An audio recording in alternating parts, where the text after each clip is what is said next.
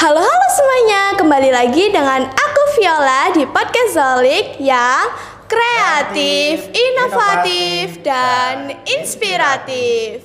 Hari ini kita kedatangan tamu spesial nih teman-teman, yaitu Bapak Dr. Andes Muhammad Kelik Syahrun Jailani MSI. Selamat datang Bapak Kelik yang tercinta. Selamat datang. Tamu spesial ini yang telah mengadakan dan membangun ruang podcast yang kita gunakan pada hari ini loh teman-teman. Keren ya.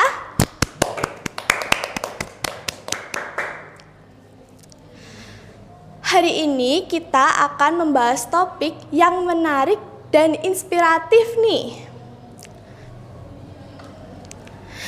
Dalam episode ini kita berkesempatan untuk mendengar langsung dari pemimpin sekolah kita yang tercinta, yang telah banyak berkontribusi dalam dunia pendidikan, salah satunya yaitu di SMP Negeri 29 Surabaya. Bapak Kelik telah mengabdi selama bertahun-tahun di dunia pendidikan dan telah membawa banyak perubahan serta inovatif yang signifikan, dan telah mendapatkan penghargaan dari Wali Kota Surabaya atas dedikasi dan pengabdian sebagai penggerak pendidikan menengah Kota Surabaya. Sangat luar biasa sekali ya. Kita akan mendengarkan cerita perjalanan karir beliau, tantangan yang dihadapinya, serta pelajaran yang dapat kita ambil dari cerita beliau. Oke, langsung aja kita mulai. Selamat pagi Bapak Kelik. Pagi. Terima kasih sudah bersedia untuk menghadiri podcast pada hari ini. Bagaimana kabarnya Bapak? Alhamdulillah, luar biasa. Alhamdulillah. Bapak bisa diceritakan sedikit tentang karir Bapak? Oh ya, makasih pemirsa. Pertama-tama saya mengajar atau menjadi guru di Pulau Garam, Madura. Jadi kurang lebih 3 tahun di salah satu kecamatan di Bangkalan ya. Kemudian saya pindah ke Surabaya, tepatnya di SMP Negeri 28 Surabaya mulai tahun 1990. Wow. Kemudian tahun 2014 saya ditugasi sebagai kepala sekolah di SMP Negeri 43. Nah, kemudian tahun 2017 ditugasi sebagai kepala sekolah SMP Negeri 4 Surabaya, dan kemarin tahun 2023 dipindah tugaskan ke SMP Negeri 29. Wah, keren sekali Bapak. Dan kira-kira apa nih yang membuat Bapak untuk memilih karir di bidang pendidikan? Oh ya, jadi memang menurut teorinya itu salah satu kesuksesan dalam hidup kita itu kita diminta untuk melihat nasab kita. Jadi melihat nasab itu artinya orang-orang tua kita terdahulu itu apa profesinya. Kalau misalnya orang tua kita itu misalnya ayah, bunda, atau kakek, nenek itu sebagai pedagang, maka kecenderungan kita sukses di perdagangan itu lebih besar. Nah, kebetulan kalau bapak ini, ayah itu juga senang di pendidikan. Iya. Seperti itu. Kemudian kalau ibu saya itu pedagang. Ya, kemudian dari atasnya dari kakek nenek. Kalau kakek saya dari ibu itu pegawai. Nah, kemudian kalau ibu berarti nenek dari ibu itu pedagang. Nah, sedangkan dari bapak itu ayahnya pendidik. Nah, nenek atau ibu dari bapak itu pedagang. Iya. Jadi mungkin ketika saya ini SMA itu sudah tertarik di dunia pendidikan dan juga sekaligus perdagangan. Jadi ketika saya itu SMA wis dodolan ya, jadi dodolan apa itu alat tulis ya, sambil juga ngelesi apa itu anak-anak yang SD TK itu. Jadi enggak tahu mungkin juga akhirnya saya lebih memilih ke dunia pendidikan. Oh, seperti itu, Iya. Bapak. Oh iya, Bapak, dapatkah Bapak menceritakan awal mula di SMP Negeri 29 dan bagaimana perasaannya saat awal masuk sekolah ini, Pak? Ya. Sebenarnya SMP 29 ini ketika saya itu mutasi atau pindah dari Madura. Itu pertama kali yang menerima Bapak itu SMP Negeri 29. Oh, seperti Iya. itu.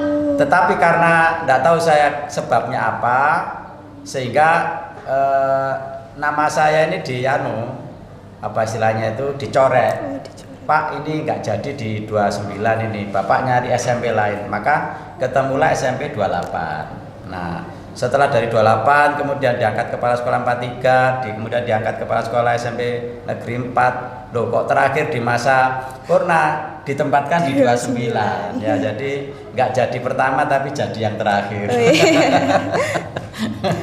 Iya. Bagaimana perasaannya Bapak ketika masuk sekolah? Ini. Jadi kalau ketika saya menerima SK penempatan di 29 itu hati saya sudah bersyukur karena saya belajar dimanapun kita ditugaskan harus kita syukuri. Kalau saya mungkin lebih bersyukur karena apa istilahnya itu tempat yang pertama yang nggak jadi justru sekarang dituruti. Iya, jadi ya itulah rahasia ilahi ya. Jadi bagaimana ketika awal ditolak malah yang terakhir diterima. Dan alhamdulillah setelah saya berkenalan dengan teman-teman di 29, ada yang masih apa istilahnya itu masih ingat ya.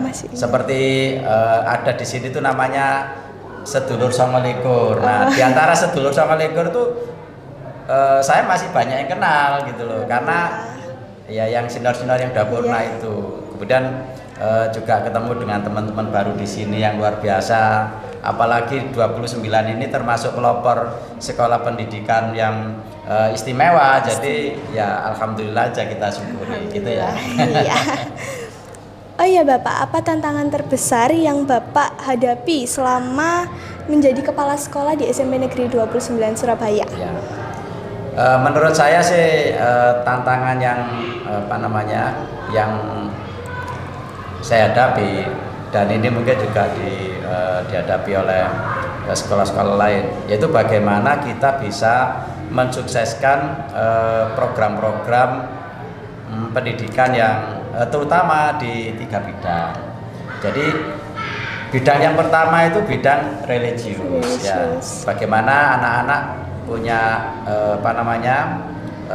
punya ketakwaan yang luar biasa ya. Yang kedua di bidang akademis, dan yang ketiga di bidang talenta. Nah, jadi 3 tantangan ini harus kita selesaikan bersama-sama. Tidak bisa kepala sekolah menyelesaikan sendiri, tidak bisa ya. Jadi harus kolaborasi dengan Bapak Ibu guru, bahkan dengan organisasi siswa atau OSIS ya, dan organisasi yang lain. Mungkin ada semacam kayak kalau di sini ada rohis dan macam-macam. Jadi itu merupakan satu kolaborasi yang bagus sehingga mempermudah suksesnya program kita. Ya. Bapak bisa ceritakan momen yang paling berkesan di dunia selama Bapak menjabat di sekolah ini? Waduh, ini yang paling berkesan. Iya, sebenarnya momen yang paling berkesan itu hampir semuanya berkesan ya, hampir semuanya berkesan. Ya, kalau yang paling berkesan itu ya ketika ada satu momen di mana kita dapat tugas Kemudian karena kita ini belajar belajar sebagaimana slogan kita yang terbaru, yaitu berseri. Lah yang terakhir itu kan inovatifnya. Nah, ketika ada tugas bagaimana kita menyiapkan suatu pertunjukan, kemudian kita mengalami kendala karena anaknya sudah lulus, sehingga dalam hal ini tim atau teman-teman di sini sudah muncul inovatif. Bagaimana kalau membuat yang baru? Nah, itu yang jadi ketika situasi tidak bisa, seolah-olah dalam tanda petik seolah-olah tidak bisa melaksanakan, ternyata muncul inovatif yang luar biasa. Maka akhirnya muncullah tari berseri. Nah, itu momen yang terakhir yang saya masih ingat ya. Kalau momen-momen yang lain mungkin banyak, tapi ya nek disebut mungkin sehari semalam. Dan apa perubahan atau perkembangan yang signifikan yang Bapak lihat di sekolah selama masa jabatan Bapak? Ya, banyak hal, cuman ada satu yang mungkin bisa saya sebutkan. Ketika saya bertugas di SMP 29 ini, itu saya browsing. Karena zaman sekarang kan zaman IT. Itu ada Pak Fauzan, itu ahli IT itu ya. Ya Pak Fauzan ya. Nah, saya lihat-lihat loh, SMP 29 kok SMP lawas kok gak duwe emas iki. Nah, ya apa ini? Ya apa? Bagaimana ini ya? Kemudian kita diskusi dengan Pak Jo dan kawan-kawan. Ya apa iki Pak, kok gak punya lagu mers ya? Insya Allah 2 bulan apa 1 bulan setengah ya Pak, itu selesai. Nah, maka itulah yang menurut saya yang menjadi yang bisa kita kenang ya. Pak Jo dan kawan-kawan telah menciptakan Mars SMP 29 yang mungkin anak-anak sini sudah hafal ya, bagaimana itu syairnya ya, syairnya yang cukup luar biasa yang sekali. Bisa menyemangati seluruh sivitas akademika SMP Negeri 29, baik gurunya, komitenya maupun peserta didiknya ya. Saya sangat bangga sekali dengan Bapak karena perubahan dan inovasi Bapak selama memimpin di sekolah ini. Banyak perubahan yang dapat kami merasakannya. Contohnya dengan ruang AB, ruang podcast ini, dan eskul yang memiliki tempat sendiri, kafe perpustakaan, dan lain-lain. Dan apa inovasi atau program yang Bapak terapkan di sekolah dan menurut Bapak memiliki dampak terbesar? Oh ya, jadi hampir semuanya kami berharap sih, atau saya berharap sih punya dampak yang besar. Cuman ada satu hal yang menurut saya ini sangat luar biasa dan perlu saya garis bawahi di sini, bahwa apapun yang sudah kita nikmati sekarang ini adalah kerja tim ya. Gak iso kepala sekolah kerja dewe, nggak bisa. Jadi memang teman-teman di sini baik gurunya, komitenya maupun siswanya luar biasa, sehingga kita bisa mewujudkan suatu hal yang cukup bagus menurut saya. Salah satunya adalah dengan memindahkan perpustakaan itu dari lantai 2 ke lantai 1 dengan fasilitas yang setiap hari dan setiap saat harus kita tingkatkan. Karena Bapak Ibu guru yakin bahwa dengan membaca itu kita bisa membangun dunia. Nah, bagaimana kalau perpustakaan kita sebagai satu simbol budaya membaca itu belum representatif, maka ya kita buat perpustakaan yang representatif. Nah, kemudian bagaimana menarik supaya anak-anak berkunjung ke perpustakaan? Nah, itu ada inovasi bagaimana sambil baca sambil jajan. Nah, mungkin asik ya, jadi ambek nyamil, ambek motor. Iya. Gitu ya. Bagaimana nih Bapak mengatasi penolakan atau ketahanan terhadap perubahan atau inovasi di kalangan guru dan siswa nih Pak? Ya, jadi saya sudah membiasakan diri, mungkin nanti teman-teman bisa mengingatkan kalau misalnya kurang pas. Jadi setiap kita mau melangkah itu ndak boleh melangkah sendiri. Selalu kita apa Pak namanya briefing ya. Di briefing itu kita sampaikan ini mau ada begini gimana. Nah dari situ kita berharap adanya masukan dan perbaikan. Jadi apapun yang kita lakukan bukan jari ini kepala sekolah, tapi memang itu merupakan langkah kita bersama. Kalau bagus ya berarti kita semuanya berhasil. Kalau kurang ya berarti kita semuanya bareng-bareng. Jadi jangan sampai oh ini goro-goro kepala sekolah yang paling enggak, ya goro-goro kabeh gitu. Nah, jadi sebelum saya memindahkan perpustakaan dari lantai 2 ke lantai, kita diskusi dulu. Kita biasa begitu, gimana ini kalau ya Pak ini gimana kalau jadi apapun yang kita capek sampai hari ini itu bukan dari kepala sekolah tapi dari semuanya, karena apapun yang akan dilakukan itu kita bahas bersama-sama. Karena kerja tim. Gitu. Iya. Ya. Bagaimana kehidupan Bapak setelah pensiun? Apakah Bapak masih terlibat dalam kegiatan sekolah atau kegiatan pendidikan? Ya. Jadi memang kita ini harus selalu bahagia. Iya.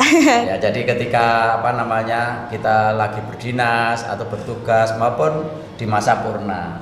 Oleh karena itu sesuai dengan yang tadi saya sampaikan bahwa kelihatannya passion saya itu ada 2 itu.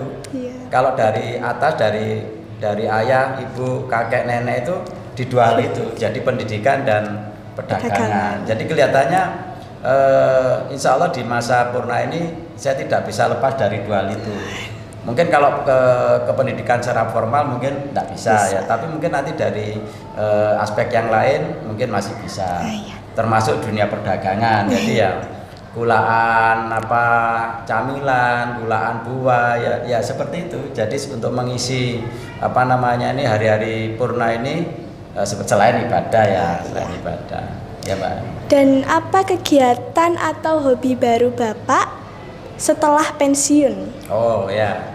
Kalau hobi baru saya kira nggak ada ya. Tapi mungkin nanti insya Allah saya akan menekuni atau istilahnya itu karena waktu yang cukup banyak, mungkin hobi menulis itu mungkin nanti kita bisa giatkan lagi ya.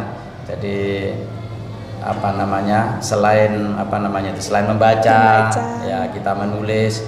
Nah, kemudian nanti ya mudah-mudahan bisa jadi penulis yang yang produktif. Nah. Amin. Apa rencana Bapak ke depannya baik dalam bidang pendidikan maupun di luar bidang tersebut? Rencana yang paling dekat ini berharap dan berdoa kepada Allah Ta'ala bisa berkunjung ke rumah Allah, Baitullah. Nah ini mohon doanya 1, 2 hari, 3 hari ini mudah-mudahan ada kabar yang positif ya, sehingga saya bisa ke sana dalam waktu yang dekat.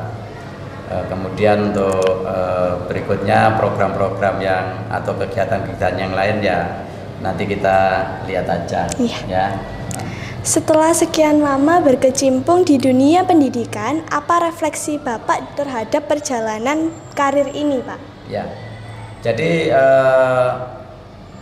mungkin yang perlu kita sempurnakan bagaimana komunikasi antara guru dan siswa. Karena kita yakin sebagaimana slogan kita berseri ya. Ketika guru itu mampu membuat suasana belajar yang menyenangkan, mampu menciptakan komunikasi dengan siswa yang humanis, yang romantis, saya yakin nanti proses kegiatan belajar mengajar itu jadi efektif. Nah, ketika hal-hal yang tadi saya sebutkan tidak dilakukan oleh Bapak Ibu guru, nanti akan seperti ada jarak yang cukup jauh antara guru dan siswa, dan ini membuat siswa jadi nggak kerasan, akhirnya cari pelampiasan nanti ya, mungkin ura-ura kuping, mungkin ura-ura meja macam-macam ya, karena sudah nggak tertarik dengan gurunya. Nah, Ini yang menjadi tantangan terbesar kita, dan selalu kita sampaikan kepada teman-teman bagaimana kita selalu berkomunikasi dengan siswa, dengan komunikasi yang efektif ya, menyenangkan. Makanya kita mudah-mudahan budaya 3S itu bisa kita laksanakan. Jadi kalau di sini nih Bapak Ibu guru, meskipun utangnya akeh, nek mlebu kelas gak oleh mikir utang ya. Jadi harus senyum ya, sebelum ngomong ngalor ngidul gurunya harus senyum, kemudian sapa, salam. Nah, dan kemudian mendoakan. Nanti sebelum pulang, sebelum meninggalkan KBM, Bapak Ibu guru juga punya waktu sekitar 7 menit untuk membangkitkan semangat anak-anak, membentuk karakter anak-anak. Nah, itu jadi harapan kita untuk menghadapi tantangan ke depan, yaitu tadi bagaimana komunikasi guru dengan siswanya terus disempurnakan. Menurut Bapak, apa yang perlu diperbaiki dalam sistem pendidikan kita? Ya, jadi ada satu yang perlu kita jadikan catatan besar ya. Andaikan kurikulumnya itu ganti apapun, itu tidak boleh meninggalkan bagaimana membentuk karakter siswa. Ya, entah itu kurikulum A, apa B, apa C, mesti pembentukan karakter ini tidak akan dilepaskan. Karena ya itu yang paling berharga. Kalau dalam keyakinan umat Islam itu kan Rasulullah itu diutus untuk menyempurnakan akhlak. Nah, bagaimana anak-anak atau murid-murid ini, para siswa ini juga punya karakter yang luar biasa. Maka tugas dari Bapak Ibu guru sebagai orang tua di sekolah selalu memikirkan bagaimana membentuk karakter ini. Nah, tentunya itu tidak bisa lepas dari kerjasama Bapak Ibu guru dengan orang tua di rumah, supaya nanti sejalan gitu ya. Jadi seiring sejalannya. Jadi bareng-bareng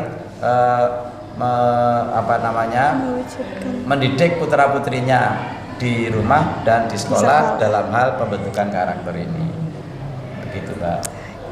Apa pesan yang ingin Bapak sampaikan kepada para pendidik muda yang baru memulai karir dalam dunia pendidikan?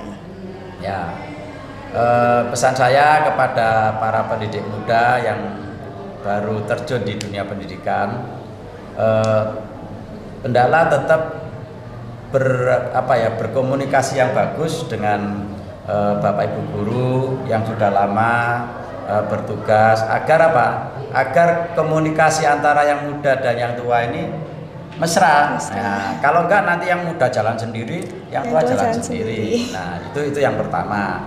Yang kedua, hendaklah para pendidik muda ini segera menyesuaikan, karena maksudnya gini, menyesuaikan itu begini. Para pendidik muda ini kan rata-rata mungkin generasi sebelum Gen Z itu generasi milenial ya. Nah, umumnya generasi milenial ini tuh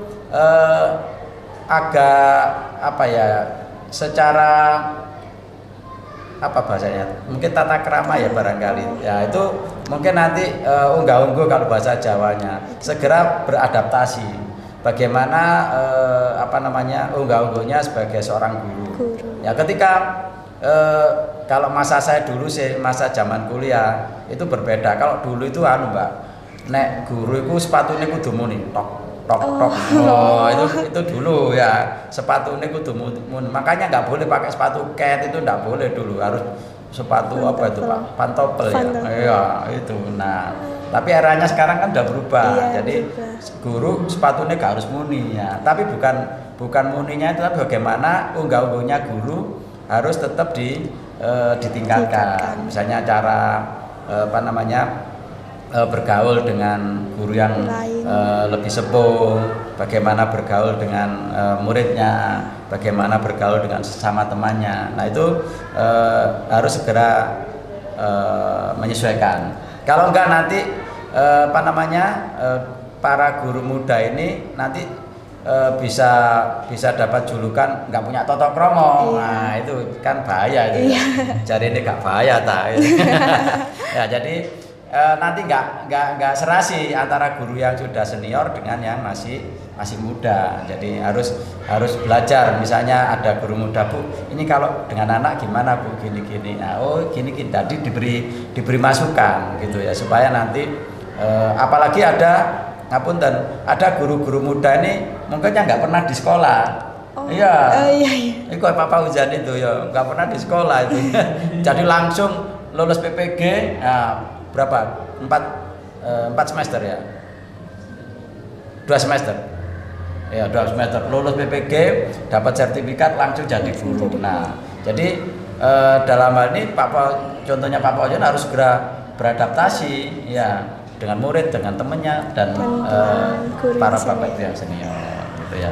Insya Allah yang muda-muda nanti akan luar biasa, akan membawa kemajuan 29 sebagaimana Mars SMP Negeri 29 bergerak melesat bergerak melesat di kancah negeri. Insya Allah ya. Amin. Ya. Baiklah, tidak terasa nggih Bapak sudah menginjak di pertanyaan terakhir. Apa harapan Bapak untuk SMP Negeri 29 Surabaya di masa depan? Oke, harapan saya kepada sekolah sebagaimana slogan yang sudah kita sepakati bahwa Solik adalah sekolah yang berseri. Nah, maka mudah-mudahan nanti cita-cita sebagai sekolah berseri bisa diwujudkan oleh teman-teman yang masih bertugas di SMP 29. Nah, tentunya tidak bisa secepat yang kita harapkan, tapi kita berharap ada peningkatan yang bisa kita rasakan. Misalnya mulai dari B-nya bertakwa. Sudah apa belum? Belum. Oh, belum. Nah, ya B-nya itu bertakwa. Kemudian E-nya itu etika. Tadi ya bagaimana etikanya siswa dengan Bapak Ibu guru, bagaimana Bapak Ibu guru dengan Bapak Ibu guru dan Bapak Ibu guru dengan Ibu guru dengan siswa, itu harus ada etikanya. Termasuk Bapak Ibu guru dengan kepala sekolah dan sebagainya. Kemudian R-nya ini rapi. Nah, bagaimana lingkungan, ruangan, kemudian sudut-sudut yang ada di sekolah ini terlihat rapi ya. Jadi kalau misalnya ada yang geletaan, nah itu berarti belum pada tempatnya, harus dirapikan. Kemudian yang Mbak? S. Nah, S-nya sukses. Kita berharap semua stakeholder yang di sini, Bapak Ibu guru yang masih muda maupun yang sudah senior maupun siswa, mudah-mudahan sukses. Apa artinya sukses itu? Bahagia di dunia, bahagia di akhirat. Itulah yang sukses. Nah, bahagia di dunia belum tentu sukses. Nah, makanya sukses itu bahagia di dunia, bahagia di akhirat, tidak masuk neraka. Itulah sukses. Kemudian E-nya mari BE etika, R-nya itu rapi, E-nya itu energik. Energik, nggak boleh lemah harus energik ya, meskipun gurung mangan ya Mbak ya, meskipun belum makan harus energik ya. Jadi misalnya upacara atau apel ya energik dan seterusnya. Makanya kita punya budaya misalnya 625 wis do lapangan. Nah, itu dalam rangka untuk membentuk karakter energik itu. Kalau enggak nanti anak-anak nunggu komando, walah burung di komando akhirnya kelewat. Nah, itu energik ya. Termasuk Bapak Ibu gurunya energik. Jadi Mas yo iku jenenge nek Bapak Ibu guru sarapan ojo ditutuno ya. Tetap energik. Itu E energik. Mari napa? R ramah. Ya, jadi ramah lingkungan, ramah anak. Ramah lingkungan apa? Ada di data. Ramah anak ada sekolah ramah anak. Jadi bagaimana Bapak Ibu guru siswa ramah kepada temannya, ramah kepada orang tua dan seterusnya. Itu ramah. Kemudian yang terakhir apa? Inovatif. Nah, ya. Jadi bagaimana lihat situasi begini, ini kurang begini, maka muncullah inovatif untuk pengembangan sekolah kita. Itu harapan dari saya. Mudah-mudahan Solik sekolah berseri segera terwujud. Amin. adakah pesan khusus yang ingin Bapak sampaikan nih kepada siswa dan guru di SMP Negeri 29 Surabaya? Kalau untuk guru sudah banyak ya tadi ya. Iya. Mungkin yang untuk siswa ya. Yang untuk siswa sebagaimana yang tadi ramah anak itu, bagaimana anak-anak berpartisipasi untuk kemajuan sekolah. Jadi ojo norok buntek jare wong Madura iku apa norok buntek. Wis pokoke jarene guru ngene, jangan. Harus muncul juga ide-ide dari anak-anak. Tidak boleh takut untuk menyampaikan ya. Misalnya kamu para siswa ini misalnya pernah main kemana? Ke Singapura atau main loh. Iya kan mungkin aja kan dengan orang tuanya main ke Singapura. Kemudian di sana menemukan hal-hal yang bagus. Nah, itu bisa sampaikan kepada Bapak Ibu guru untuk di ATM ya, ATM, amati, tiru, modifikasi ya. Di sana lu ada gini-gini, Pak. Atau mungkin para siswa mungkin ke sekolah lain.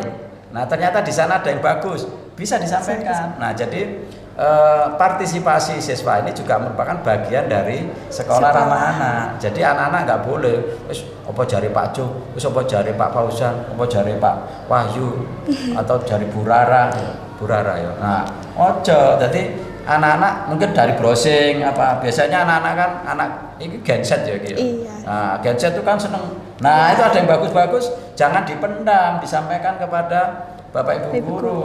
Ini Pak Fauzan, ada Pak Jo, disampaikan, Pak, bagaimana Pak kalau sekolah kita bikin begini-begini. Nah, nanti mungkin Pak Jo menyampaikan ke wakil. Kalau itu hubungannya dengan siswa ya kesiswaan, hubungannya dengan kurikulum mungkin dengan kurikulum dan seterusnya. Sehingga sekolah kita kan lebih cepat.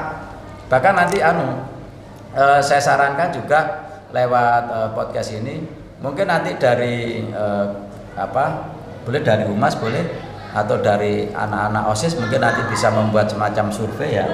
Apa yang misalnya begini, apa yang kau inginkan dari sekolah kita. Juga nanti di situ muncul ide-ide pendapat dari anak. Nah, coba nanti disampaikan ke anak-anak OSIS. Mungkin dibuatkan link. Nah, di situ nanti ada masukan dari anggota OSIS seluruhnya ini. Nah, itu nanti akan digodok di kesiswaan, nanti di situ akan muncul ide-ide. Makanya tadi yang kita di inovatif. Siapa tahu muncul dari anak-anak. Iya. Nah, ini jadi jangan sampai nanti murid-murid di 29 ini ya kembali lagi ke tadi itu norok buntek apa jarine Pak Jo apa jarine. Nah, nggak boleh. Jadi harus juga memberikan partisipasinya untuk kemajuan sekolah. Sebelum kita akhiri nih Bapak, mungkin Bapak Ibu guru ingin memberikan nasihat atau kata-kata bijak untuk memotivasi guru dan siswa yang sedang melihat podcast ini. Apakah ada?